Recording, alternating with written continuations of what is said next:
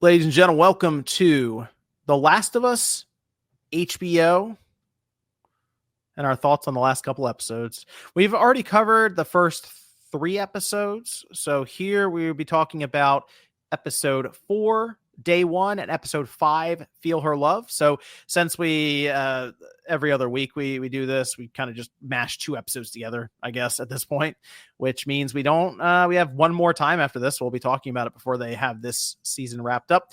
I was wrong about something in this too, Ryan, which we'll get to here in a bit, where I kind of thought the season would end. All right. You were wrong. Yeah. I guess it was kind of close. It was only off by 2 episodes. So like what, 30% of the season? It's semantics. But the 2 episodes have now aired, and there's a lot of thoughts and reactions on this one so far. Ryan, do you want to run us through what we're dealing with here? I guess you want to start with day 1. Yeah, I guess we'll go episode by episode here. I got just some basic notes on how the show played out. So episode 4 had a cold open, introducing Isaac as a former Fedra member and how he joined the WLF, which was interesting because that was like one of those taking a liberty thing. Because like right away that scene played out, thought it was cool. But I'm like, okay, I'm pretty sure we never knew that about Isaac, that he was like former Fedra. I was like, that was a good cold open. Dina and Ellie find the music store, and we get what was optional in the game, but we get the guitar scene. So Ellie plays "Take on Me" in front of Dina, serenades her. Very beautiful moment. We then see Isaac interrogating a Seraphite, and that shit was badass. Very cool interrogation scene. Burning him and stuff. Yeah, it's pretty cool. Dina and Ellie find the TV station. We do see the hung up WLF soldiers that are completely gutted. Which Ellie and Dina then kill 2 WLF soldiers trying to escape and get out of there. And then they get into the subway, and we see the subway sequence from the game as well with the red flares. So then a horde gets triggered. They try to escape. That's where Ellie takes a bite from an infected to save Dina. That's the game, or that's the show's way of doing what the game did, where at the time in episode 4, there's still no spores. So they're moving a little bit fast here as far as like how Dina finds out that Ellie is immune, but she sees a bite. They get to the theater. So now they're in the theater and they have the confrontation about the bite. So that kind of like comes to a head here where you've got, Dina holding Ellie at gunpoint, and Ellie says like, chill, you can keep the gun on me, but I'm not going to turn. Then as she like sort of realizes she's not going to turn, Dina drops the "I'm pregnant" thing. And then after the "I'm pregnant," that's like the time to get the sexy business going. So they sleep together for the night. They wake up the next morning, and then they talk more about the immunity, the pregnancy, and then the radio goes off and they're hearing about about Nora's location. That's most of episode 4. So I don't know how you felt about 4. For me, I don't know. Here's the thing: 4 and 5, I've got thoughts. I guess. Well, I'll just kick this to you for now. That's the way that they did because I'm trying to think of this more for clearly they're trying to present this differently to the viewers versus I feel like the gamers who have gone through the game and are viewing this now as how close they stick to the source material. So like one part of this that I'm sure we'll even be going through with the next episode, like Abby's just like gone now completely. Like it's just she's not coming back this season. I feel like that's it. Like I think we're like looking next season, right? At this point, I think you'll see her in the last one, episode 7. Last episode 7. So I think at this point it is like, okay, how do we present and talk to the viewer audience at this point with a lot of this stuff? So I actually like the way that they basically her secret got out to Dina about her being immune. I thought that was actually because it was like right in front of her, like can't miss this. I'm getting bit by this infected. And then they sort of showed that she's been trying to cover up a lot of her marks. And part of that being like, oh, I've been burning, this stuff away. I hold tattoo sleeve here. And we even saw a little bit earlier on where she was kind of cutting away at one of the bite marks, try to get rid of it. So that is, I thought that was a good reveal there to be like, yeah, this is kind of what I've been going through with the, the secret of being immune, which you would think is a great thing to have in the world, but it's kind of like, I mean, it's everyone would then want her in some capacity to either be on their team or part of their experiment, which Joel kind of took care of that real quick. So I guess not so much there, but that's kind of the thing is she stands out so much in the world. And it makes it difficult when she has bite marks all over because you're just gonna have a lot of questions there. So I did like that, although it was very straightforward, and I think to the point of like, let's show the audience as easy as possible, sort of how to present this to Dina. Well, it's like they had to because the like spores still like one episode too early. There's no spores. Yep. And I know. That's what I was gonna say. They get to the next episode, there's spores, and it's like that would have been. It would be good if that could have been done in reverse order. But it's like, well, let's go this route. It's much more straightforward, and they can do it quickly, Well, so that's the thing about episode 4, right? Is that it's day 1. We already know they've moved things around because it should be Tommy left first, then Ellie and Dina, then Jesse comes. But at this point, like they did all of. So here's what really surprised me about episode 4, is that it was day 1. Not only was it day 1, it was truly in the right order of Ellie's day 1. Just in that, like, they're skipping the whole Tommy arc, basically. Like, you're not, like, I'm trying to remember part 2, because, again, I mentioned this before, but I only played part 2 one time, and that was back when it came out. So I'm definitely iffy on details. I've actually gone back and rewatched some scenes. But, like, at this point, Ellie and Dina encounter a few of the early members. They find, like, those pictures with Jordan and Leah and things, and they find evidence of Tommy in Seattle. So it's like, all that stuff's not here. But what is surprising to me is like I can't believe they're actually not showing any of Abby's side at all. Right. Like before this show even came out, and we all knew like, oh, they're going to take liberties. And for this game where it was so contentious as far as like how they did it, where it's half Ellie, half Dina, and it's structured as you do all of Ellie, then all of Dina, or all of Abby. Jesus Christ. I thought for sure, like the one thing they're going to change is back and forth to slowly build their stories up. And I'm like, holy shit, they're actually only doing Ellie for episode 4 and 5. And now probably 6, 6 is probably going to be a flashback episode, and probably 7, and then the theater. I'm like, are these people really going to like double down on like a primarily Abby season 3? That is like the most surprising thing to me, quite honestly. Not even all these other, like, because I've been wasting so much goddamn time reading other opinions on this, watching reactions and all this stuff. Just seeing what the audience who hasn't played the game is thinking right now. Well, both. I like seeing game opinions. I like seeing show only opinions. It's just been a crazy way to lose time. But a lot of it has been like, if you play the games, you're really upset with like some of these changes. And I'm just sitting here going like, yeah, there's changes. I can't fucking believe they're not like doing a back and forth with Ellie and Abby. I thought for sure. Too confused. Do you think they would look at that as it's getting too convoluted and almost too confusing for the audience to try to jump back and forth between these two factions and these two, Abby and Ellie? I don't know. Like, that's the thing. I'm trying to be very mindful of like how this is a TV show. It is just simply not going to be the goddamn games. Yeah. And I think some people are like super hung up on that. And for some reasons that are valid, some that I think aren't. Like the obvious one is like there simply shouldn't be as much combat in this versus the game. It's just not realistic at all to have 2 young women kill hundreds of grown men. It doesn't work. True. And the thing too is like I think it does work with some of these tense scenes, and that you do feel that like I thought like when they got to the TV station, you felt the intensity of like oh shit, they're fucked. Like when WLF soldiers come in, right? Yeah, and like if it's the game, you're like, cool, I'm killing all these men, dude. Yeah. Like you get the actual sense of like, how are they going to get out of this? And like, oh, they actually kind of killed like 2 guys in that moment, and they made their escape. That right, but it was like a struggle. Exactly, and it just happened. And it should be like that is a change that makes sense. It's grounded in reality, and that works to me. It works for me. But I don't know. I just thought like because it's also a TV, like I feel like there'd be more whiplash in the game if you were back and forth, back and forth.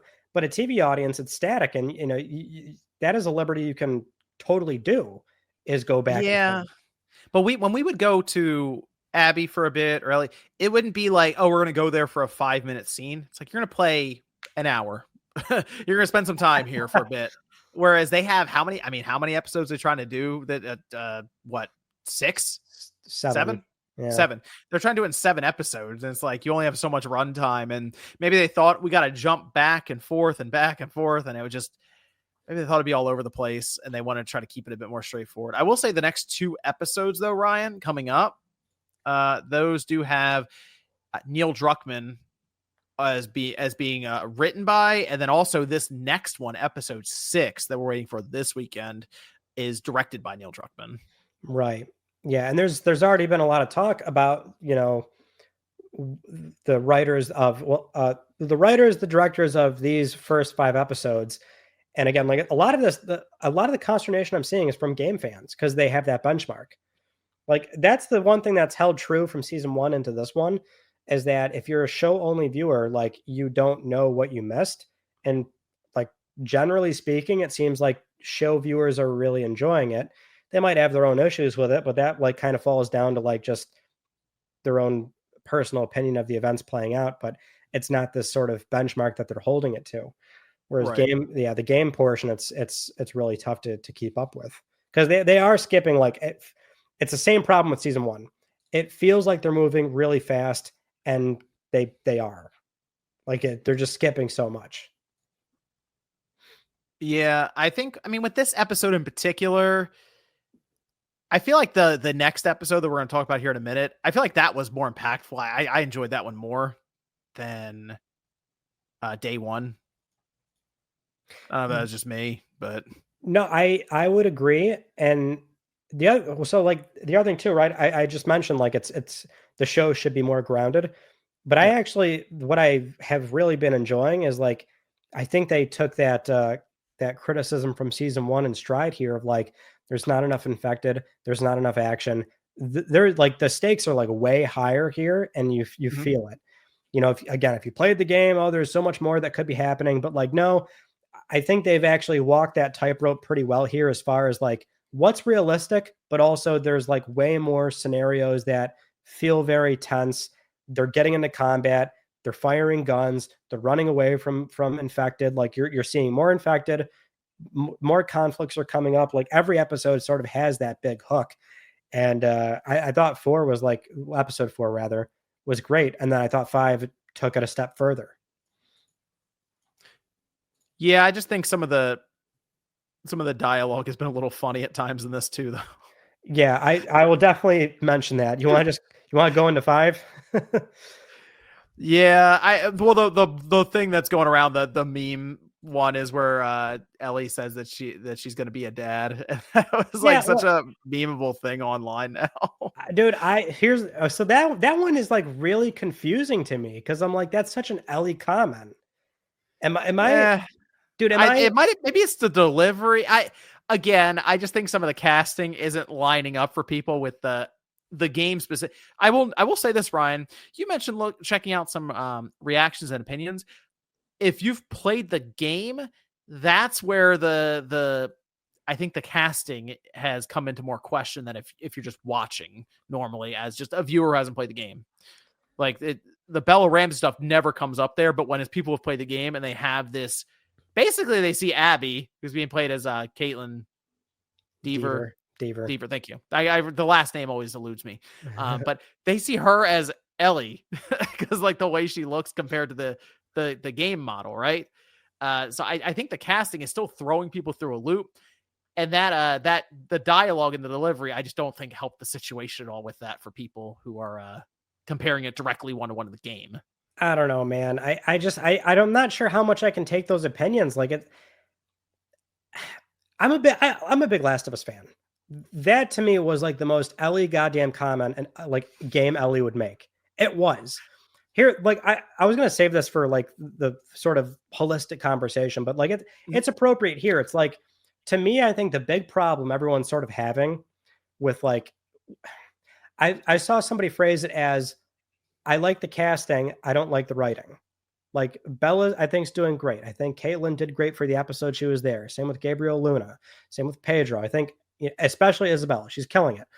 I think everybody that is there to do the job is doing it well, but there's this other friction that is getting in the way, whether it is the writing or not. I'm not so sure if it's the writing so much as like, for me, the thing I'm coming to here is there's just not enough time.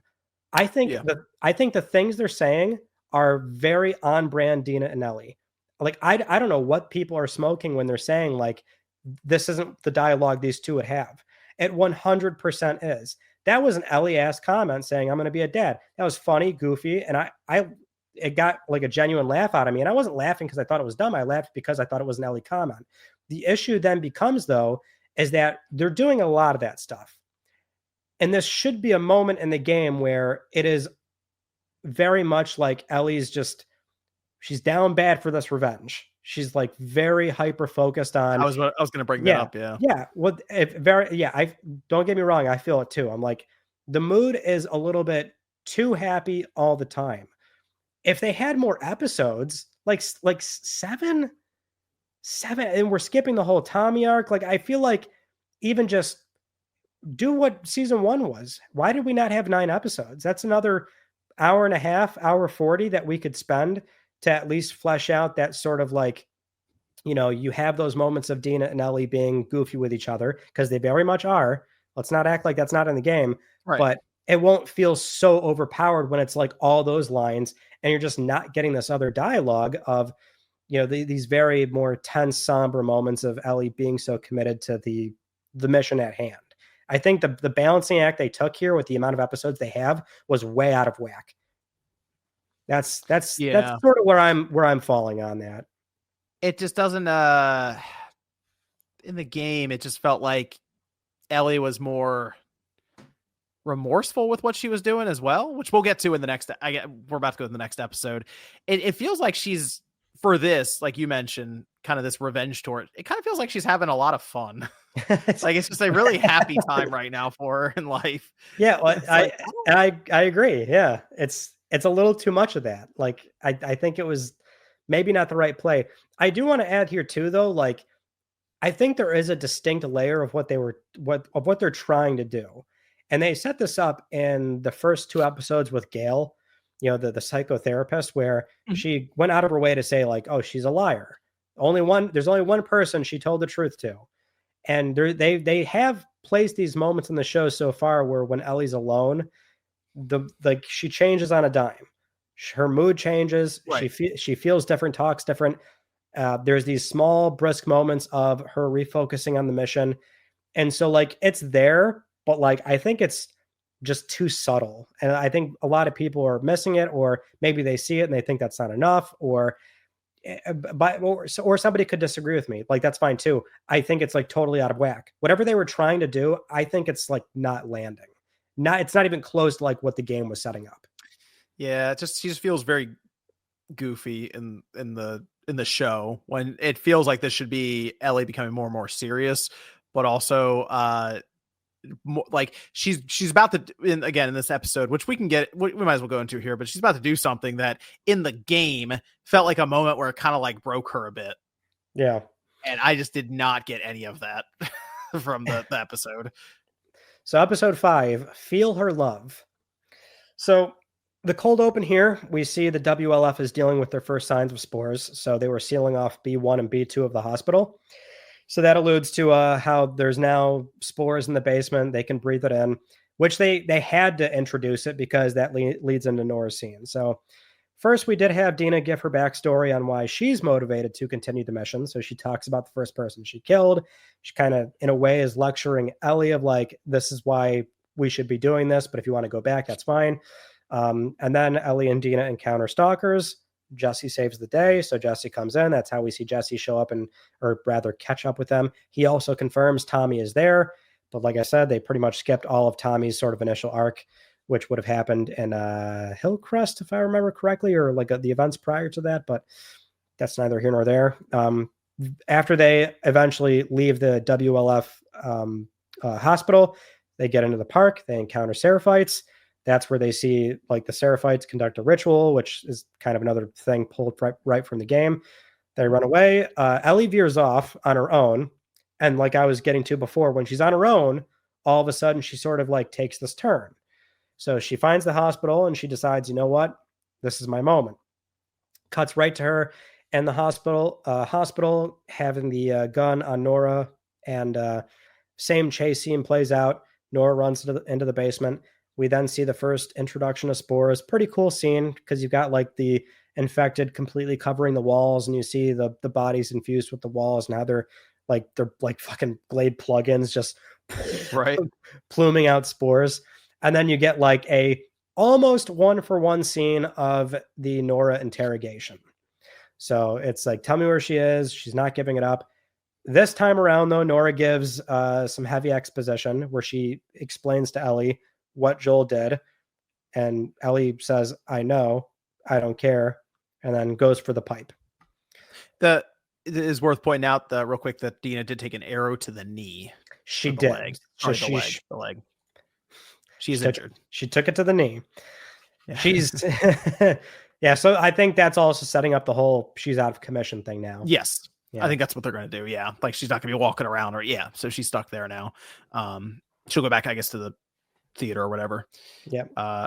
So in this case, though, you're right. This is actually the scene where I thought they may have ended the scene. And the reason I kind of thought that is because I sort of thought we'd go back and forth between Abby and Ellie, as they're going. And so in my mind, I'm like, oh, that's an interesting spot to stop, just because the way that scene looks and the sort of how meaningful it is for Ellie at that point and her revenge tour. And you can end off with a flashback, which they did. They ended off with a flashback for the episode, which I guess makes me wonder, like, what we expect a lot of flashbacks anyway. That's how they kind of keep Pascal like kind of in the mix with this. The scene though with Ellie beating Nora with a pipe, it was. I'm guessing you didn't like it.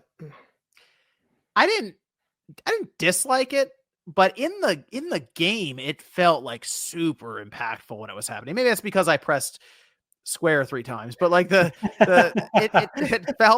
just felt more impactful. Like it almost felt like Ellie had to do it. It's like I have to torture this person to get this information. I have no other choice, kind of thing. Whereas it kind of felt like Ellie in the show was prepared to do it, but not like remorseful about it or anything. It was like not joking again, but not as serious.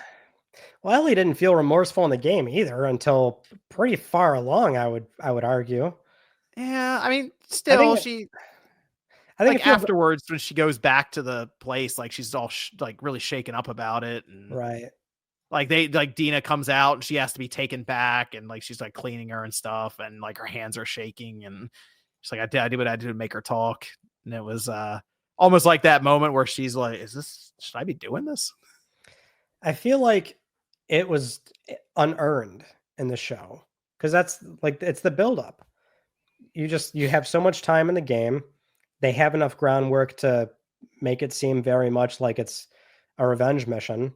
You don't get as much of the happy dialogue lines, which again, like they're definitely there in the game, but it like feels very unearned in the show. I think the problem is like why is it 7 episodes?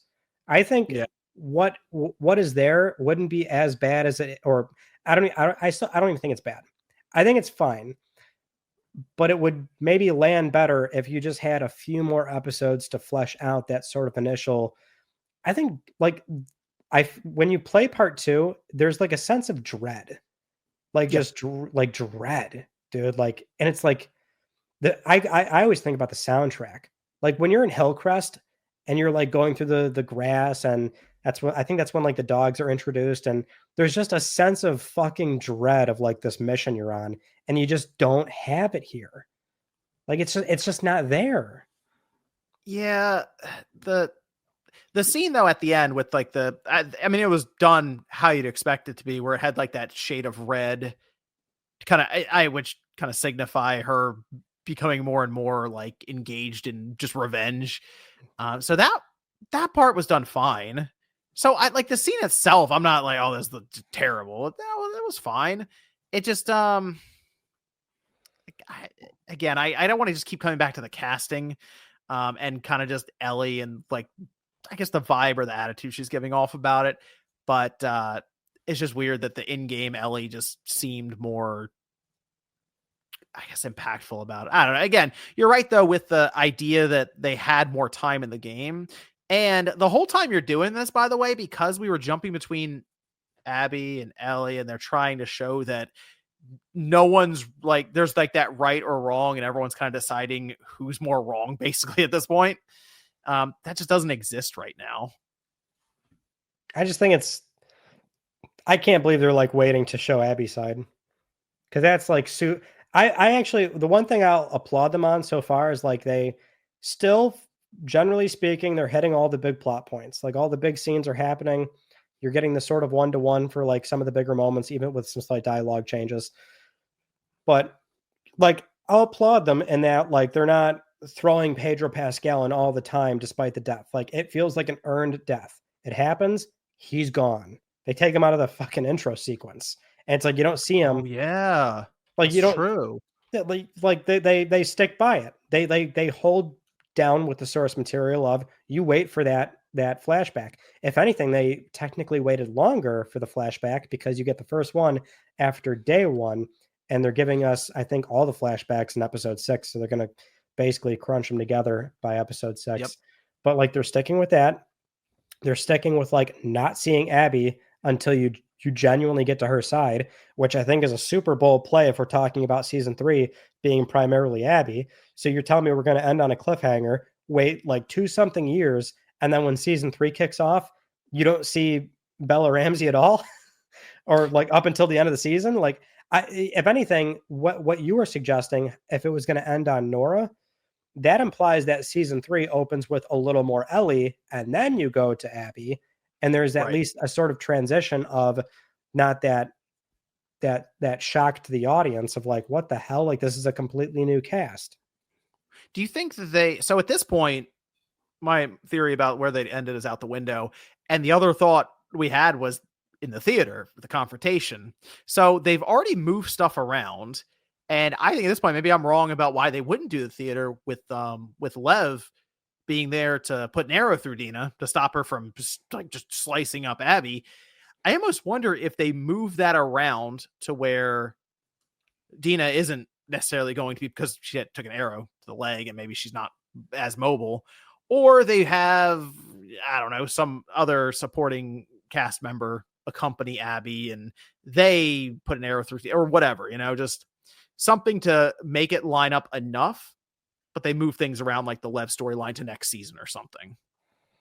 I mean, for all we know, they'll surprise us, and like there is love, and some like maybe we didn't even know, or maybe this is news I missed. That maybe this scene will play out the way that it does. Because the other thing too is like for a lot of the big scenes, they do happen kind of not one for one, but very damn close to the game. So I would consider the theater scene to be pretty big. Therefore, I would think they're not going to move that around too much. Also, they're going to kill some people, or at least one person I'm thinking of off immediately. Right, That'd and be pretty quick. and maybe that's something where they shoot them, but maybe they tease the audience and make it seem like they make it out or something. But then by the time season 3 starts, you realize they didn't make it. I don't know, but there's that aspect. What was really notable though is the exposition drop for Nora when she did like tell Ellie in the basement, like straight up, Yes. like the whole thing. Like people are complaining it was like too much exposition, but to me, like that stuck out in that I'm fairly certain Game Ellie never knows the exact reason. She knows that like she went to Salt Lake. That's a flashback. She goes to Salt Lake. She found out what Joel did, but she doesn't know the Abby connection. She doesn't know that like it was the father that Joel killed and he was the doctor and it was from, like, I don't think Game Ellie ever gets that direct connection. So to me, that almost seems like they're setting something up that has like end season 3 implication. or an end season 4 in fucking Santa Barbara if they're going to do Santa Barbara in season 4. Like that, I saw a lot of complaints about that, but I'm like, yo, she just gave TV Ellie something that I don't think Game Ellie ever got. Yeah, You know right. what? I guess that's true. I guess she didn't really know that connection. She just knew No. what Joel did in the sense that she stopped her from potentially saving humanity completely, right, with a cure. But it was kind of just more described like play by play by Nora. Like, oh, he busted and he killed everyone there. Is this terrible scene, and then that was Abby's dad, kind of thing. Right. Yeah. She's like, I don't care. Well, That's it. Where's Abby? I don't care. It's like, oh, okay. and then, So, that's the other thing too, is that it's playing with the TV audience in a way. I think a lot of TV viewers are, and I've seen this, like some people are thinking like, they're like still doubting this. Like, does Ellie know what happened at Salt Lake? Does she know? And so that was like a reveal for a TV viewer, and that like, oh shit, she knows. But also when Nora explained that it was Abby's father, and Ellie responded, I know. I think that was her in that moment lying to Nora and not letting her guard down, because right. she may have known about Salt Lake, but she didn't know that was Abby's father. So I don't, that to me sounds like a future season setup. Yeah, because I guess she wouldn't really need to know technically. Like, what I mean, if she finds out, it's not like, oh, let me go into the details and explain my step-by-step process of gunning down these people. Yeah. It's just, I stopped it from happening, and that was it, right? That's all. You're going to give them the very general 2-sentence explanation. So, yeah, and you're right. It's interesting. It didn't phase her technically, but could have been like, hey, I'm not gonna play my hand here and show you how I feel about it. I'm just gonna beat you to death with this pipe. Yeah. That's sort of what I think they're doing there. This dude, I have to complain about this. This stuck out to me episode 1. These motherfuckers are too clean. They're way too clean. John, They gotta grime it up. John, Isabella Merced should not be looking so on fleek in every episode. This bitch just went horseback to Seattle multiple nights in the rain. How does she look so goddamn good? Why? Please tell me why the Jackson or the Firefly crew, Abby's crew, why did they look like they just walked out of a Ralph Lauren when they were at the gravesite in Salt Lake? Dude, it's sticking out to me like a sore thumb. Like, start watching this. Their clothes are so clean. They gotta grime them up, mess them up real good, right? Dude, it's an HBO show. Why is everything so clean? Come on. Did you what'd you think about so we talked about how they had that intelligent infected that they showed earlier in the season, and now they show a couple of intelligent infected this time. That was kind of interesting to see that, oh wow, there's a number of them, and they were kind of like working together and plotting and trying to flank around them. So it's interesting to see them pop up again. Make me wonder if they have eventually some big enemy in mind or something that they're going to run into that's intelligent. Well, I mean, you're referring to the Rat King, right? Is the Rat King intelligent?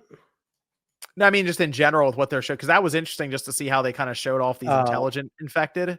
I'm wondering if they have like some other like a new kind one of infected up. Yeah, kind of. Yeah, I'm wondering if they're going to go that route.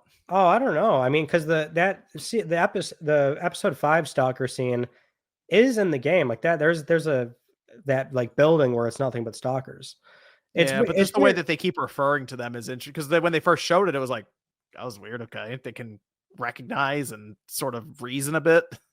Well, yeah, that's what they were setting up, as like spores and stalkers are in both games. They were like always there, but the show very much sort of set them up as an evolution. Yep. I'm not sure if they're going to take that much further beyond that, but I mean, that's how they repositioned it. And I have no problem with like how they repositioned it either. You know, it doesn't bother me that it took this long for spores to come back. Reasonably, it makes sense to be like, oh, it's getting crazier. Look what they're doing now. Yeah, it's just that was a good scene though for the Seraphite with that ritual, because it did look legit like crazy, basically, the way they presented it. I mean, it was gruesome, as violent, as well done there. And it gives them a reason to look like a threat compared to who so far has been a very overpowering force with like WLF. I think it's the one thing they've gotten like totally right is like showing that, oh man, like we walked into a fucked up situation Yeah, because it has to be grounded. You cannot have these two girls just be like Rambo. Like right. you have to set them up as this is a whole militia. We can't take these motherfuckers on. Oh my god! Now look at this crazy ass cult, and like they're watching the ceremony play out, and they're just like mortified. Like, oh my god, what do we like? That is like the biggest sort of change that totally works. It should be a sort of like we got to get the hell out of Dodge kind of thing, but at the Yep. same time, they're still committed to the mission. I found it weird that, and I've seen this commentary a lot. Dina seems to have more motivation than Ellie. It's feeling like a Dina show. It's like It kind of is, but also, I mean, again, which kind of lines up a bit better to our in-game model. I really think that's a sticking point for a lot of people who are talking about this online are watching because they also played the game. So I think there's a sticking point with that still, but yeah, she does seem more motivated. Like, it's just, I know they stopped and asked if she should go back because she's pregnant and stuff, and they came to the terminate. I was like, no, we should keep going. But she does seem a bit more gung ho about it than Ellie. yeah. But I think that's just also kind of the personality they set her up here with for Ellie, where it's kind of just a lot of joking at times. Well, I mean, no doubt the turning point was like definitely I think the pregnancy thing too, because that's a big moment in the game. And Yeah. I was fully expecting the burden argument. The whole like you're a burden, this messes up my plan. And I was like I was I was like, holy shit. This is where you're gonna have sex. This is where you're gonna like freak out and be so happy and on board with it. And after the fact, I'm like, okay, like this is a really nice moment, and like they're very tender with each other, and like it was cute to see. But I fully expected like this is where maybe we're gonna get more of this ugly side of the relationship, Right. the more ugly consequence of I'm here for this, and you're getting in the way of it, and maybe that'll still come. The thing that they've obviously done is they keep moving like they were supposed to have sex at Eugene's spot. Obviously, that didn't happen because they didn't go together. Now they did here. So who's to say they won't eventually get to a point where, like, by episode 7, which I mean, a lot of shit has to happen in 7. I don't know how the hell they're going to do it, but maybe by episode 7, that's where she's got this injury now, and she's pregnant, and now Jesse's there, and so maybe it's still to come. Yeah. That's the other thing, though. You're right with the back and forth and the ugly side of the relationship. You see how Jesse reacted when he was there. He is not having any of that. Yeah, that was also it stuck out a lot of like you fucking you know why I'm here? I don't want to talk to you right now. Like, god damn it. Yeah. Yeah, He is not having any of that. it made sense. Like that makes sense in the context of like how they're trying to tell the story. Right. But like, game players feel like that's weird. Like and the game, Ellie and Jesse seem more I don't like 1-to-1 almost. Like Jesse shows up and he's very like, I think I'd let you do this on your own. Let's go out there and do this. Eventually he turns back around, but still. Yeah. Well, I mean, Dina's pregnant. He's probably. I mean, it'd be interesting if it shows at the. I mean, they probably won't get into it. I think it's an interesting way to have one of the reveals at the end of the season that like the voting process and who voted what, and he turns out he voted that they shouldn't go, and that's That might after he gets. Well, I'm not gonna say what happens, but that's after shots are fired at the theater. that might happen. I think you're right. That might happen. Shots fired, flashback to the vote, or it pans over and shows that he voted not to go. And I don't know. Man, these last two, I will say, for all the stuff we're saying about these 2 episodes, I am very curious how they wrap this thing up in 2 episodes. And the next 2 episodes are either directed by Neil Druckmann or written by Neil Druckmann. Well, so they have to do these flashbacks, and they have to. Most of this episode coming up, right, is gonna be flashbacks. That's like I think all of that's the flashbacks. So then what? 7? She has to get to the aquarium and kill Mel and Owen, and right? Like, and then Is that where it ends? get back to the theater. Like, I don't know. I mean, I'm very frustrated with how it's only 7 episodes. Like, I don't get it. I thought the whole spiel was like, you do season 1, see how it does. Holy shit, big numbers. We pump more money into season 2, and we give you more episodes. I thought that's how this shit goes. Like, less episodes. Maybe the end of maybe they'll do the flashback mixed in with current things that are happening, and at the end they have Ellie shooting knife some people. Maybe that's what happens to push that along, and then Abby shows up for episode 7. There you go. Maybe, but I'm thinking 6 is like all flashbacks. Yeah, I mean, people will probably like that because Pedro Pascal will be back in the mix, but yeah, people seem very upset about that he died. Rightfully so. I mean, It was interesting just to see the viewer, like the audience that hasn't played the game, react to it, and then I see someone still in shock, like he's not coming back. There wasn't plot armor. Wait, hold on. It's like, oh, that's what's bold about the story. That's what's bold about it. I guess I'll close with this. With the first 3 episodes, I said it felt very lateral to me. Like, I didn't think it was better or really worse. It felt like a different way to tell the same story. Now they are losing me. It is feeling like an inferior version. Although, having said that, like, I don't hate it. I'm still really enjoying it. And I think it's fun to like pick apart why they've made decisions they've made. But like 4 and 5 were good episodes. Lots of action. Like, I think a lot of things made sense, but like, ironically, like, this is where they're losing me. It's because I can see how everything we said. Yeah. But but because of all these things that are moving around a bit and some of the liberties they're taking, I'm actually curious again to see these last 2 episodes, see how this wraps up now I don't actually know how they're going to approach some of the stuff. Yeah.